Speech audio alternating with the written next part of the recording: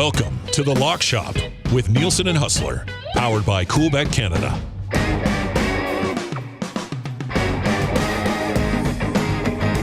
All right, it is 11:05, and you are with The Lock Shop on YouTube, on TuneIn, on iHeartRadio, and, of course, on the podcast a little bit later on. If you're listening live, you can text us 780-218-9999, 780-218-9999. Nielson and Huss with you, and, of course, it is poker night tonight. We will get into that, but we've got a trade in the Canadian Football League, Huss. Did you see the Vernon Adams Jr. deal? No. VA traded to the Bombers. Shut up. I'm kidding. He got traded to Calgary. I wanted to see. Man, that was a great stare down. We just both, I wasn't giving in. You were moving. I was really trying to gauge your level of seriousness. I said Bombers and I didn't move. I was just like, let's see what happens. All right, so here's the deal. The Calgary Stampeders have acquired American quarterback Vernon Adams Jr. In addition to Vernon Adams Jr., the Calgary Stampeders are receiving a 4th-round pick this year from the BC Lions and a 3rd-round pick this year from the BC Lions. Going the other way to BC, Calgary gives them their 2nd-round pick, which is actually 9th overall because the Elks don't have a first-rounder, and then 4th-round pick this year as well, and then a 2nd-round pick in 2026. So it's VA, a 4th this year, and a 3rd next year, for a 2nd this year, a 4th this year, and a 2nd next year as well. Your thoughts on the deal? Well, good on BC for taking care of business and moving quickly to get this deal done. I mean, there was only a couple landing spots that I thought were realistic for him. Calgary was certainly one of them. But let me turn this around and ask you, what do you think? Because to be honest, I mean, I was leaning towards the Edmonton Elks being the team that might be the best fit for VA, considering, changes and the need for a guy that can come in and be a proven leader for a team that absolutely has to be better and win football games. Man, if they do end up getting Rick Campbell and Jordan Maximic, I thought there might be a path to Vernon Adams and a trade here. But with that being said, I mean, the Lions said last week they're going to trade Vernon Adams wherever the best offer is, right? It wasn't like, VA, where do you want to go? We'll see if we can get something done. So it's an interesting landing spot for Vernon Adams Jr. because, well, any former Calgary Stampeder is just basically crapping on that organization right now. And you're going on to a team that, and we'd have to look at their free agent situation, but, I mean, in the receiving core outside of Reggie Bagleton, they really don't have much going on there. I think Philpott has some potential, but they haven't really utilized it yet. Maybe VA can help unleash that a little bit. If he does, that would be good. But I mean, I just don't know if I'm really elevating my expectations for the Calgary Stampeders at all with the addition of VA alone right now, right? Like, let's see what else they do, I guess, us. Well, yeah, I mean, listen, we're like 2% into the offseason. But for them to tick off an elite quarterback, kick off, I mean, listen, for Calgary, this is a hell of a move. I mean, Jake Mayer wasn't the answer. Does this start a PJ Walker sweepstakes throughout the league now, Dusty? Well, did they not just sign PJ Walker? Like, he was up there, and then he left, and then they signed him. So yeah, he went up and hung around Calgary for a little bit at the beginning of the year. Now, I mean, big question mark. Listen, the guy did play very well in the XFL. Spent some time in the National Football League. So, I wouldn't say that. It's just that it's far from guaranteed. Yeah, VA only has a year on his deal anyway. So if PJ Walker thinks he can play in this league for 5, 6, 7, 8 years, maybe he is a full-time backup for a season or something, Huss. Oh, hey, it wouldn't be the worst thing. I mean, sometimes if you just pulled him in and said, okay, you're the starting quarterback next year, expectations are high because of the pedigree, but we all know that the Canadian Football League is a different game, and you don't just show up and automatically become a star. But Calgary's done some good work. And to be honest, I mean, I'm pretty impressed the fact that they didn't give up that much. I mean, you're basically just moving around a few draft picks. 9th overalls. Yeah, I mean, that's what they gave up, right? The other ones they're cancel out pretty much around here or there. But the 9th overall pick, It's different. It's a Canadian draft. It depends on who you want to target and if you're going to be able to get them or if they're going down to the States first. It's CFL draft's very unique. So I really never know how to understand CFL draft pick value, to be honest with you, Huss. And I've been a play-by-play guy league for 5 years. I'm still like, I don't technically know if there's a ton of value on this pick or not. You know, it's weird. It's weird. Do you know what's crazy though? So Calgary finished last. Calgary has the first overall pick. Like, when was the last time that happened in the CFL? Like, it's got to be 2-3 decades. It has to. I was going to say it's at least minimum just beyond 20 years minimum. I can't remember the last time they drafted first overall with their own pick. What do you think happens with Jake Maier? I mean, obviously Calgary moves on. I heard a lot of smoke that he was going to go to Saskatchewan at the Grey Cup. Oh, really? Yeah. With Trevor, or Trevor moves on and Jake Maier's their guy? No, I think the plan is that they'll have Trevor hopefully for another year or two. I mean, he played really well. I think they'd be nuts to move off Harris right now. But much like the Bombers and Caleros, you're going to want to have a guy that can come in and sort of take that mantle when they come in. And listen, Maier at times has looked good. He didn't look good this year. Yeah, but I'm not hanging Calgary's failures this year on him. You know, I'm not going to give him a free pass for it, but like Calgary Stampeders this year didn't suck because of Jake Maier. Like, he's not the reason they suck. There was a lot of other reasons they suck. Dickinson's decision-making was awful. Even when Jake I still think the Stampeders season came down to Jake sucked in the Labor Day game, and I would have gone right back to him for the rematch. I would have gone back to him. Instead, they went away from the Bonner through 5 interceptions. You know what I mean? Like, Calgary was still relatively in it at the time, and that was the moment you knew they were done with Jake Maier. I think Jake Maier is let's just say, if the Ryder thing, Jake Maier is a backup for Trevor Harris, that is an excellent 1-2 punch at quarterback for the Riders, if that's how it ends up. Yeah, I mean, listen, when they went to Shea Paterson, he was okay. I mean, Dolegala was there and then ended up in BC, but you could do a lot worse than Jake Maier as your backup. And I think for Jake, he probably would love to go to a situation where he doesn't have the pressure of being the starting quarterback right off the bat. Good organization, good fan base.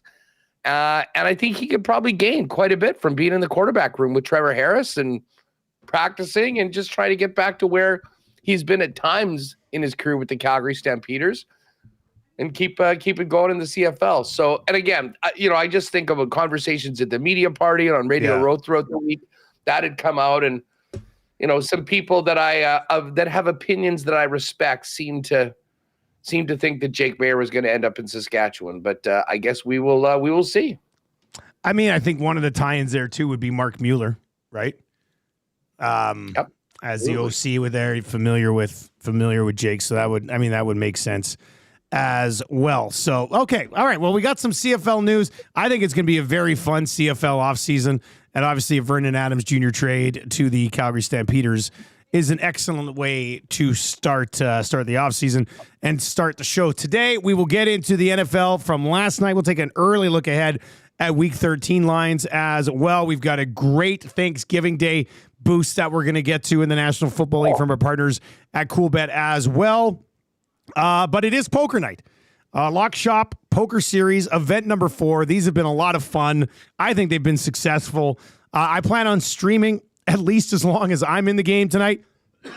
I don't know if I can roll out a midnight 4-hour stream just coming back up to speed, but I'll be streaming.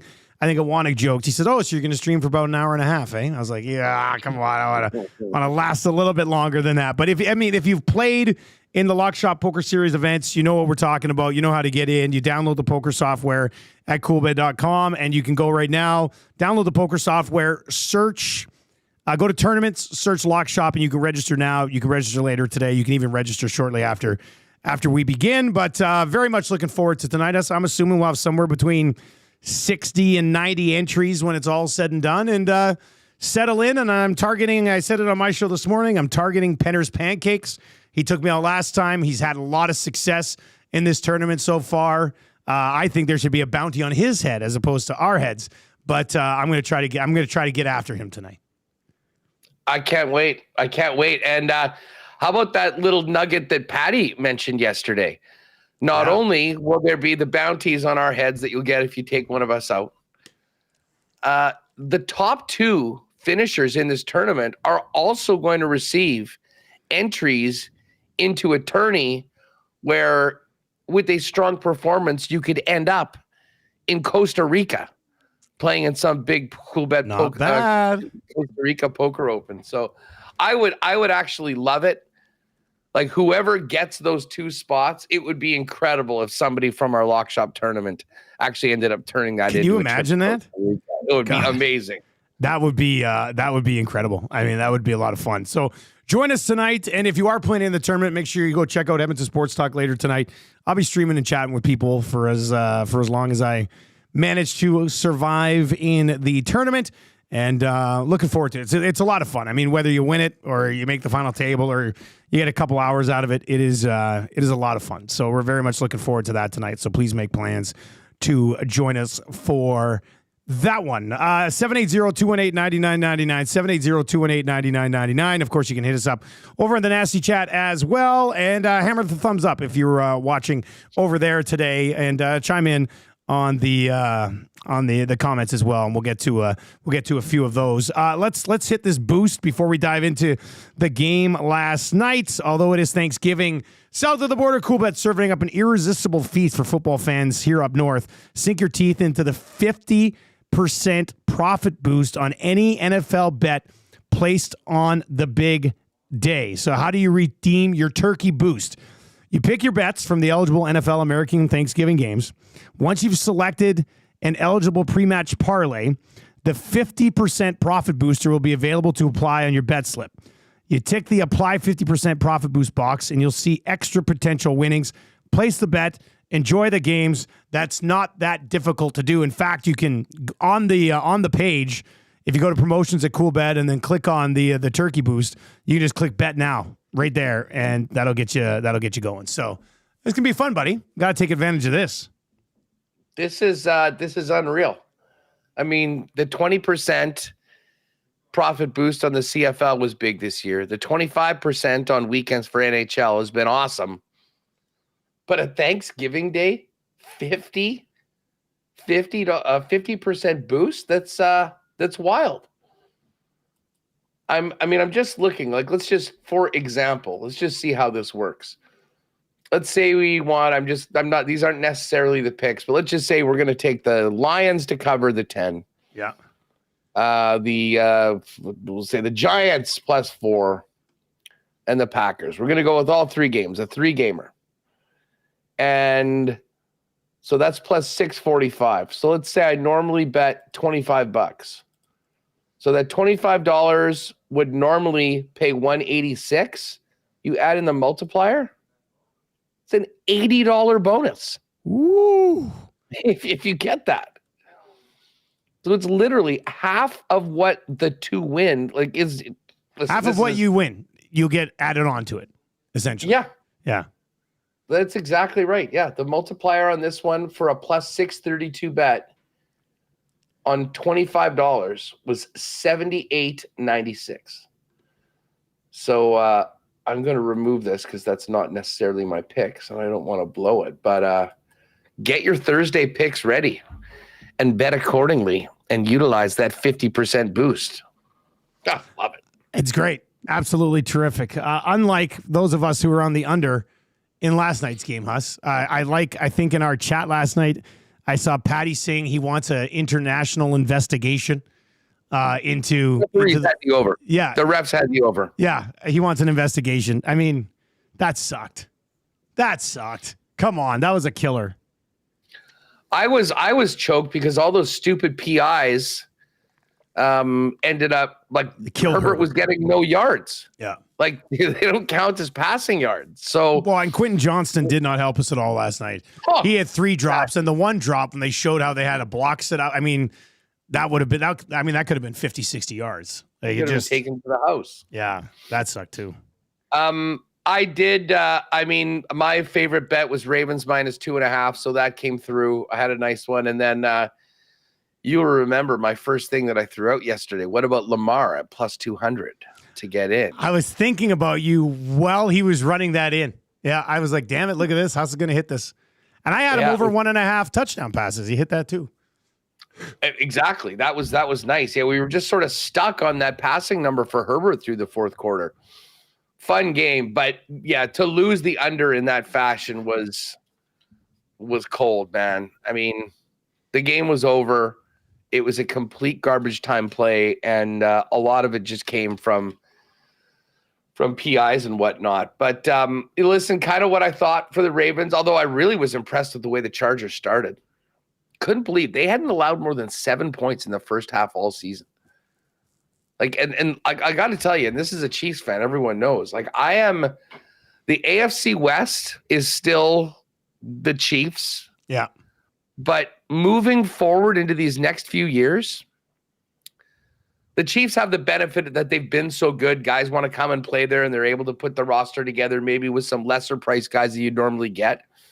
But once Denver gets through this salary cap albatross, courtesy of Russie, the Chargers had to make tough decisions, and they got rid of Mike Williams and Keenan Allen and all that. They've got like $72 million of cap space going into the offseason. And their line seems to be straight. They've got an awesome young quarterback in Justin Herbert. Like, you add a couple more pieces to the Chargers right now, I mean, I think that they're going to be a team that will be. I mean, they could be a playoff team this year. Well, I think they probably will be. And I wanted to. I had in my notes here. I was like, ask Huss if you'd be worried, like, about the Chargers in a playoff game this year, right? It's not like the Chiefs have been blowing teams out. The Chargers, I think, they need to add a receiver or two somewhere along the way here. Dobbins was hurt last night as well. But Herbert is a stud. We've seen him and Mahomes have some back and forth games in the past. I don't think you would be, but is there a small percentage of like, oh, maybe it could be an upset in a one-off?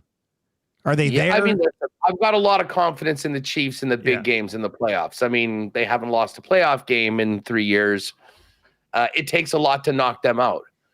But I mean, to be honest, I think that they have the makings of a team that could do that. And I'll tell you what, I mean, listen, Justin Herbert is a stud. Like, he's a guy that actually does give me pause. And let's get the ball back and get it out of this guy's hands.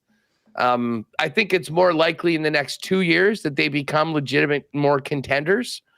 But even right now, I mean, that's not an easy win. I mean, the Chiefs had a real tough game against them earlier this season. They'll play them one more time later on this year.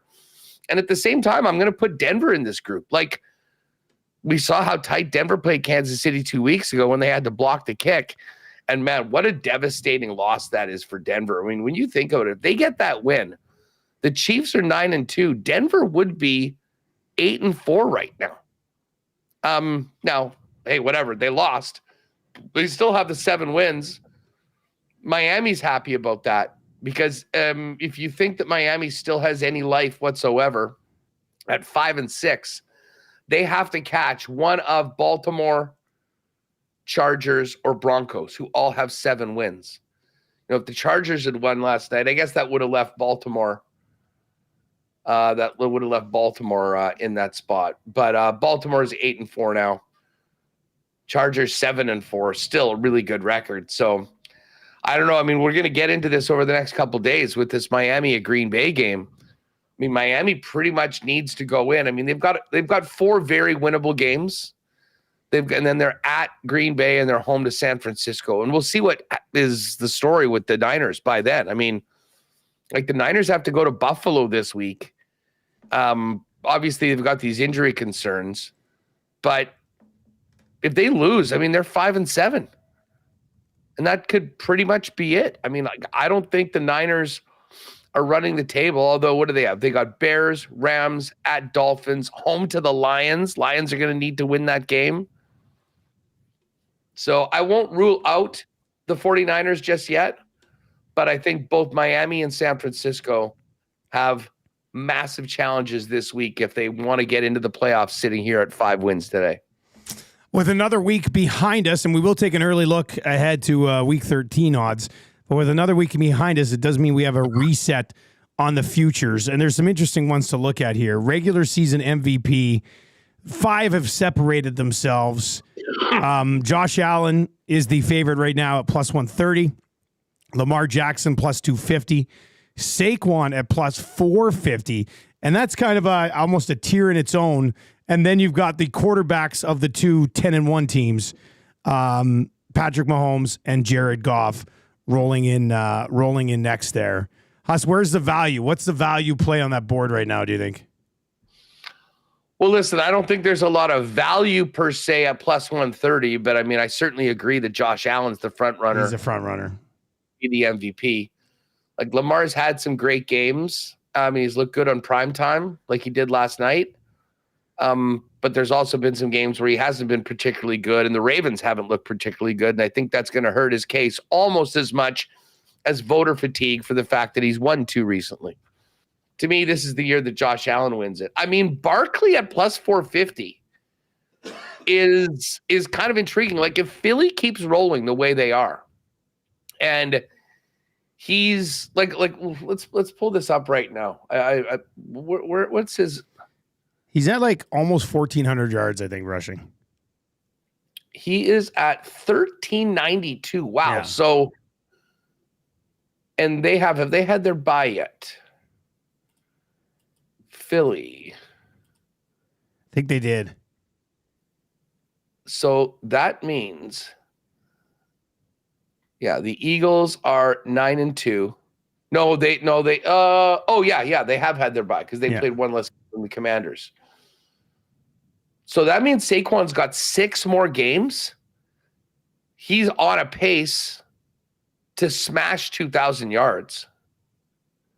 If he goes for 2K on the ground and the Eagles finish in first, like maybe the 2 seed behind Detroit, yeah, there could be some steam. There could be some steam coming in on Saquon Barkley.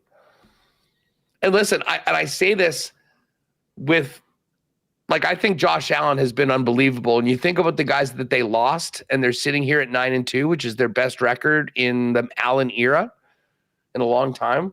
Like, I really do think that he deserves it. He's kind of been, in some ways, a one-man show at times. And you saw, like, the way he played and put the team on his back to beat the Chiefs a couple weeks ago. I was going to say, like, that win against the Chiefs justifies it. You know what I mean? Like, that's why he's the number one guy. But I'll be honest, I think if I wasn't going to go with Josh Allen, I would be going on Saquon right now.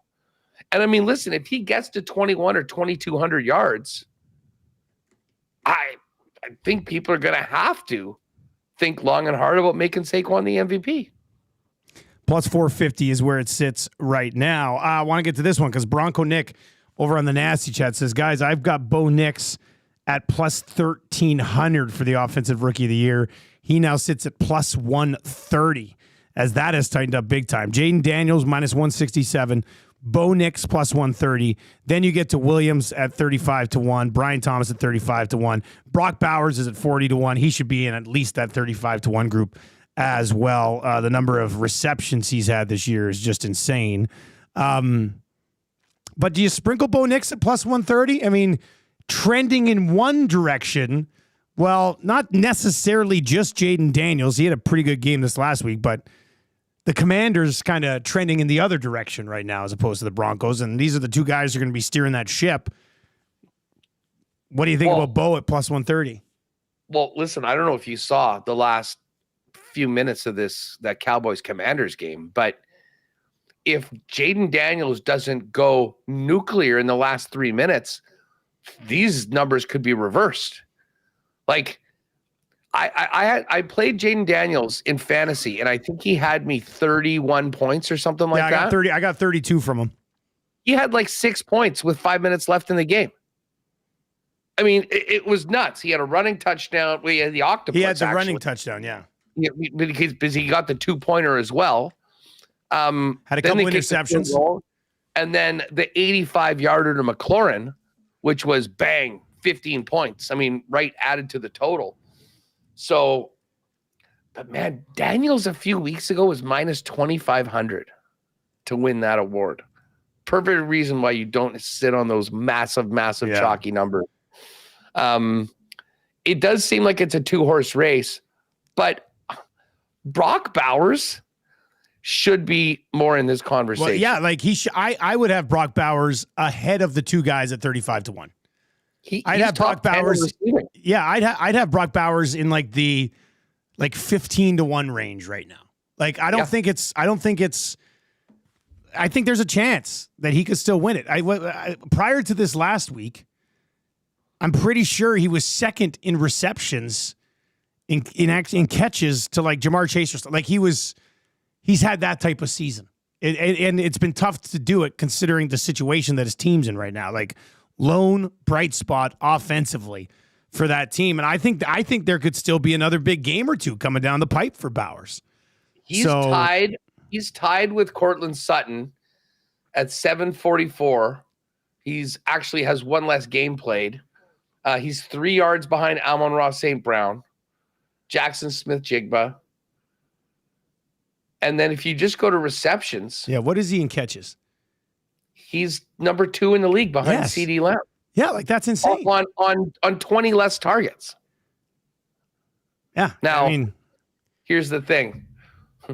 Who exactly is starting for the Raiders against the Chiefs on Friday? Because our guy Gardner Minshew is out for the season. AOC has been hurt.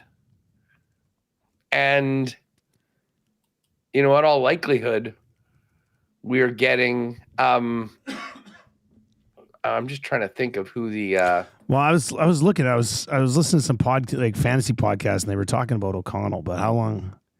Oh yeah, Desmond Ritter. Oh yeah, Ritter was who was in, and he wasn't particularly good. So that's probably, unfortunately for Brock Bowers. I mean, it hurts him, but who the hell else are they going to throw to, regardless of who's at quarterback? Right? Yeah, like whoever it is going to probably target the guy 12 or 14 times. So it's funny. I mean, just for catches on the Raiders, he's got 21 more catches than Jacoby Myers, who's number 2, and more than double the number 2 guy in Trey Tucker. Like he basically is their offense right now. They've got no running game. It's I said this coming out of the Chiefs Raider game that I was at. The Raiders actually, and I know I was just glossing the Broncos and the Chargers, who seem to be on the up. Like the Raiders aren't there yet, but they kind of do have the like a couple of the cornerstones for a strong team. They have an elite pass rusher in Max Crosby. He's sort of their Chris Jones. And again, that maybe not fair to Max to compare him to Jones, who's one of not the best in the league, but right there, Crosby's a beast. And now they've got a foundational offensive piece in Brock Bowers.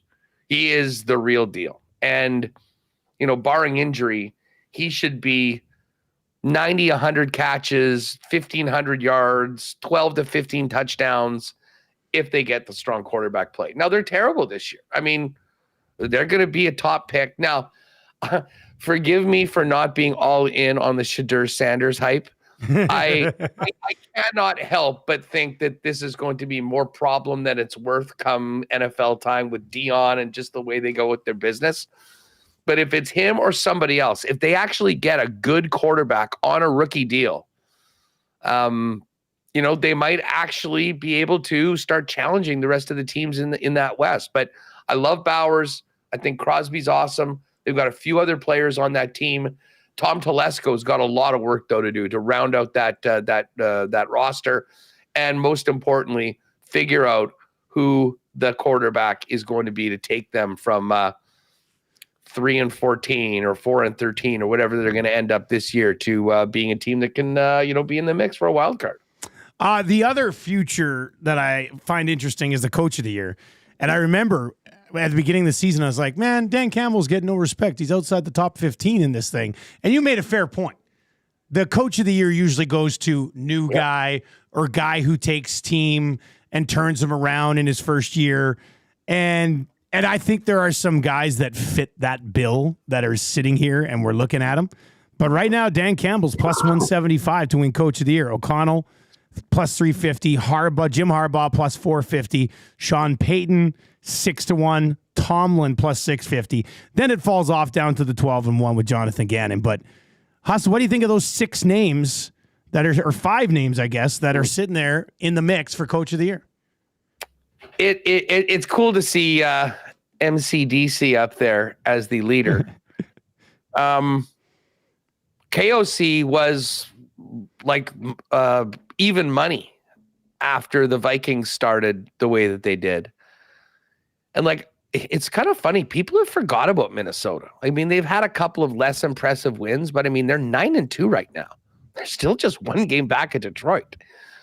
And I think that the preseason expectations were so much lower for Minnesota. I do think that will play into it a little bit. But man, I can't help but think that there's some value with Mike Tomlin at plus 650. Like if they win this division in a season that everyone, including the sports books, for the first time said, okay, this is going to be the year the Steelers are going to stink. They're in a great division. They're not as good as Cincinnati or Baltimore, or probably even Cleveland. This is going to be the year. Well, it's not. And even though they lost to the Browns last Thursday, they're still in first place in this division. Now, they do have some tough games going down the stretch, but I think they're going to be a playoff team. And I think Tomlin is going to get some serious consideration. I would say that it's probably this top 5. Like the winner's going to come from this top 5 group. Gannon is interesting because not many people had the Cardinals being where they are right now. I think that number is probably more like he might be in that group with the rest of those 6 if they actually got that win in Seattle on the weekend, but they didn't. So maybe a bit of a market correction on it. I plus 650 on Mike Tomlin. I like. And to me, you got to bet if you're looking at the top 2 guys on the list, it comes down to what do you think the Vikings are going to be able to do the rest of the way? Because I think all things being equal, considering what Dan Campbell came into the season with compared to what Kevin O'Connell did, I think there's an implied advantage for the Coach of the Year award to KOC. But listen, if the Lions run the table and finish 16-1 and get the 1 seed and do it like not leaning on one player, it's not like, oh, Jared Goff was Mahomes and just kind of put the team on his back. No, it's Montgomery. It's so Gibbs. balanced. There's no balance. Everyone's getting a piece of it. And that I think, and you know what, here's the other thing about Campbell. I think people love the guy. So, you know what? I mean, when people are voting, if it's kind of going back and forth, a lot of people thought that this guy was an idiot. Oh, the biting the kneecaps and all that thing. He's like, and maybe it's all Ben Johnson on offense. And was Aaron Glenn, their defensive coordinator, is great. But Dan Campbell is the leader of that football team. And that football team right now is thought to be the best in the league. So he should be where he's at. It's Nielsen and Haas with you on the Lock Shop. We're playing poker tonight. Be ready to go 8 o'clock Edmonton time, 9 o'clock Winnipeg time for the 4th EST WST Lock Shop Poker Classic Series event. We're looking forward to that, so be ready to join us on that. Haas, we're going to obviously dive into the Thanksgiving Day games tomorrow heavily. But let me just give you an early look at all the lines this week and see if there's anything we need to move on here on a Tuesday or maybe into early Wednesday. The Lions at home, 10-point favorites against the Bears to get Thanksgiving started. Cowboys are 4-point home favorites against the Giants. Packers -3.5 against the Pack. Chiefs, Raiders on Friday. Kansas City's 12.5-point favorites there. The Bengals, 3-point favorites at home against the Steelers. The Texans, a road favorite, 5 points against Jacksonville. There is a chance that Trevor Lawrence will play this week for Jacksonville. The Vikings, 3.5-point home favorites against the Cardinals. Obviously a huge game for both teams there. The Colts are 3-point road favorites rolling into New England. Seahawks, 2-point favorites rolling in to the Jets. Commanders, 5.5-point favorites at home against the Titans. The Bucks, 6-point favorites on the road against Carolina. The Rams are 3-point favorites on the road against the Saints. And the Denver Broncos, 5.5-point favorites at home against the Browns on Monday night. Anything that catches your eye?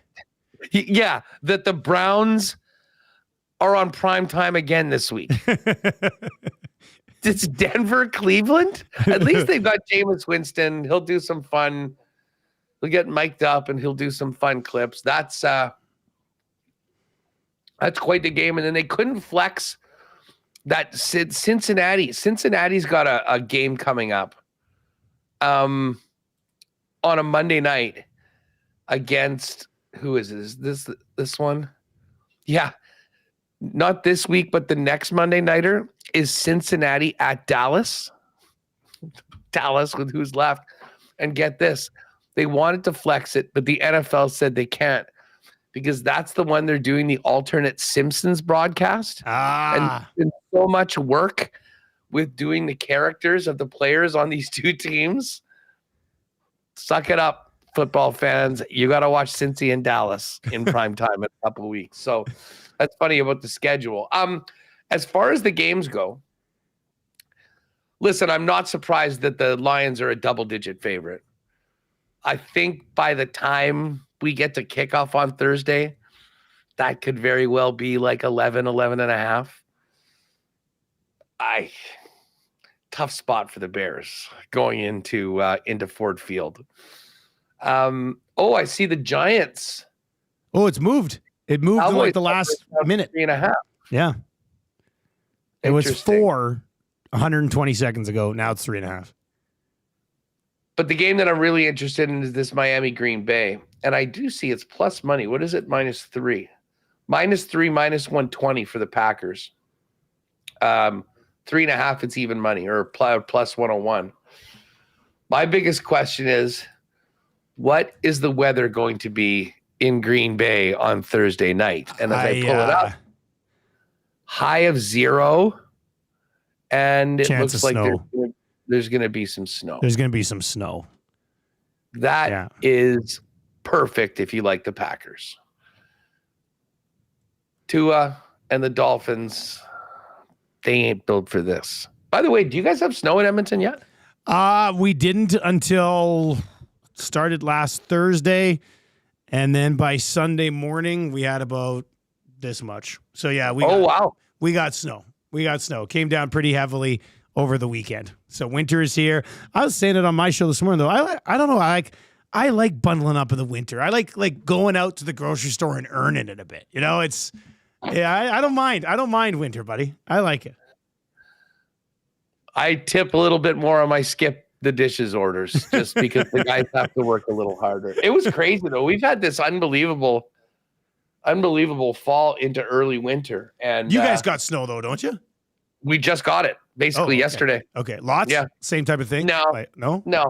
I mean, it wasn't even supposed to really come. It was going to be like trace amounts, and then we got a little bit more. So, I mean, I haven't talked to you since we talked, but I haven't brought it up with you. But I could not believe the weather at a West final in November in Winnipeg. Like that was ridiculous. How beautiful it was. That's why that game was so legendary. And I mean, did you call the Bomber Rider game 3 years ago, whatever? Yeah, it was the December game, the shortened season. Ooh. It was like the 5 turnovers in the first half for the Bombers. Yes, I did do that game. Yeah. So that game was freezing. Like that game was like -20. Yeah. And there was a wind coming in. I mean, it was a grind in the stands. It was the exact opposite. It was such a gorgeous night for that game. Yeah. And I think that's why it felt way, way louder. Like before, people were sort of, moving, just trying to stay warm. It was kind of survival mode.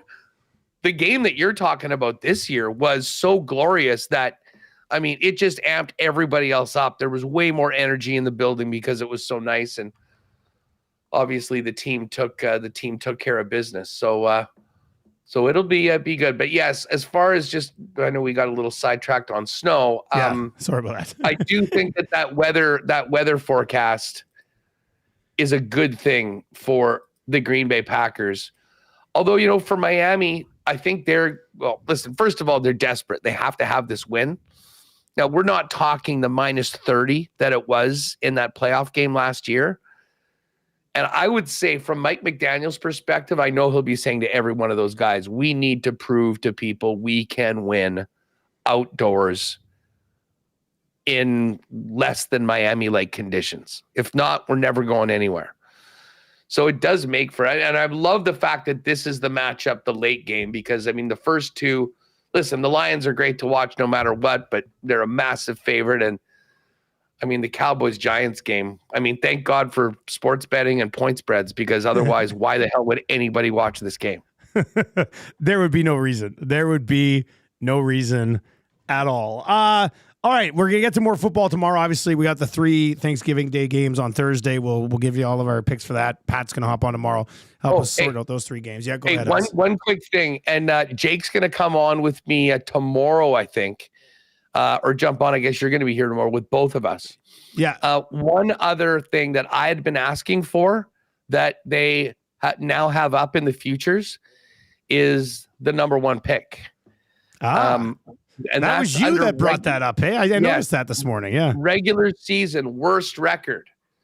So right now the Giants have the pole position, if you will, at plus 210.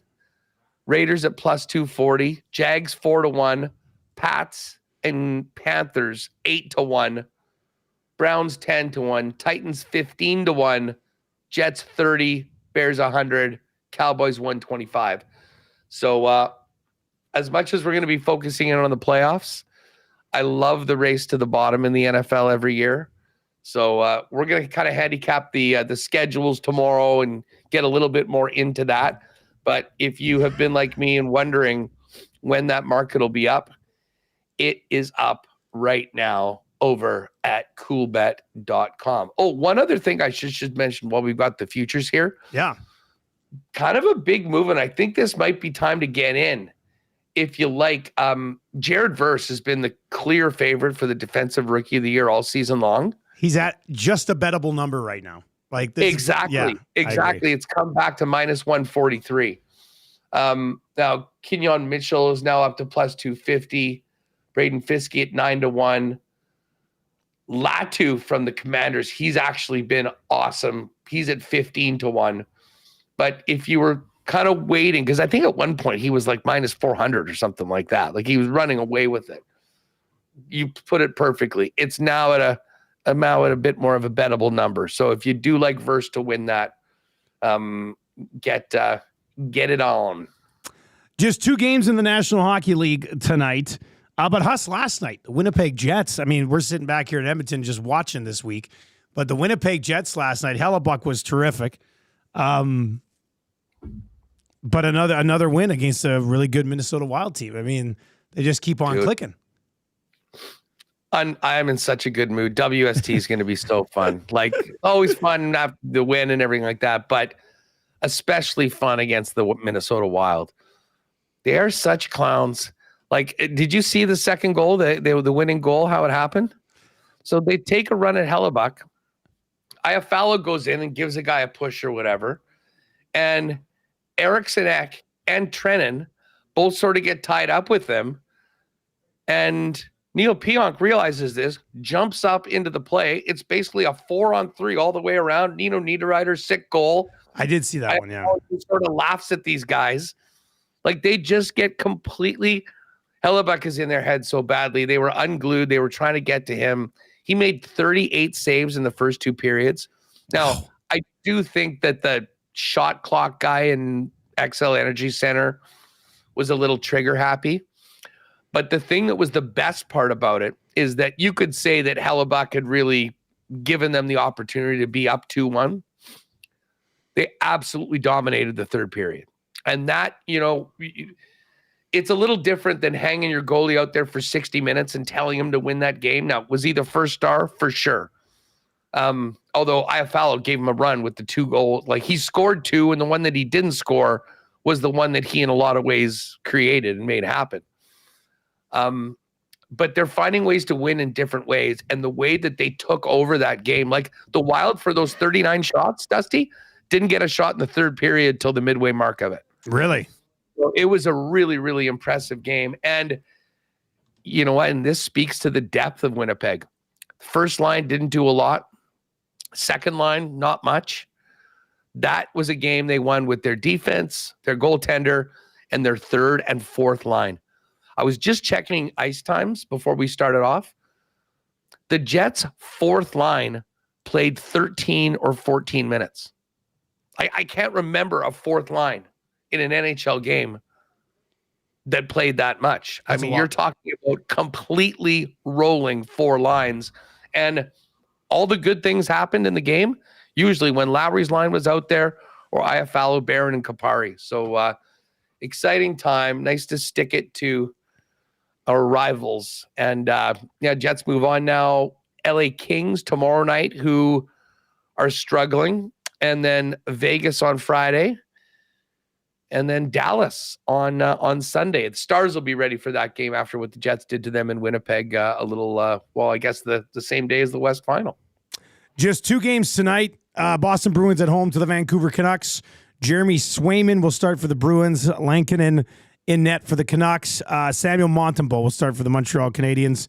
They're hosting Utah Hockey Club. Vamelka is unconfirmed at this point. Rod Z with a trend in the chat a little bit earlier on. Utah Hockey Club is in a winless spot this season, being 0-4 in a 3rd game in 5-night situation. Montreal just got booed off the ice on Saturday, and he's saying likely Jackson Stauber for Utah tonight. So, do you like the Habs after the Rod Z information? What do you think tonight? Jeez. So Rod is saying this is a time to get on Montreal. I mean, Montreal has been very disappointing. Yeah. I mean, I didn't expect much better from them, but I thought they would be better than they are. You know what I mean? Like, I wasn't thinking, oh, they're going to push for a playoff spot or something, but it's just not clicking. It's just not clicking there right now, buddy. 0-4 in a 3rd game and 5-night situation. So it's their 3rd and 5, and they're winless in that situation this year. And he's saying that Montreal should be fired up after getting booed off the ice Saturday. And they're at home. Plus 113. I like a good home dog. I think I could wrap my head around a small sprinkle on the Canadians. What about this Canucks Bruins game? I mean, to me, this is the really interesting one tonight. Yeah, it should be the better of the 2 games. Like Boston, they've won their last 2, but they've scored 3 goals. They won 1-0 and 2-1. And I'll tell you what, Vancouver, like, I'm not a big Canuck guy or anything like that, but I have to admit, they're 10-6-3, hanging around. I mean, they played 3 games less than everybody ahead of them.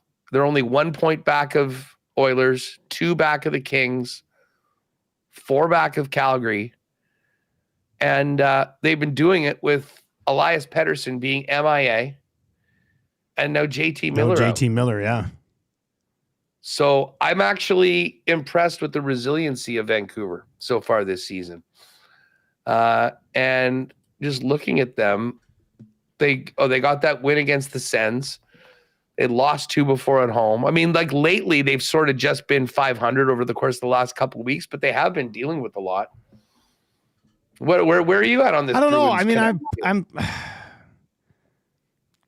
I was probably on a stay away there. Boston hasn't scored more than 2 goals in their last 5 games. And that includes their 2 wins.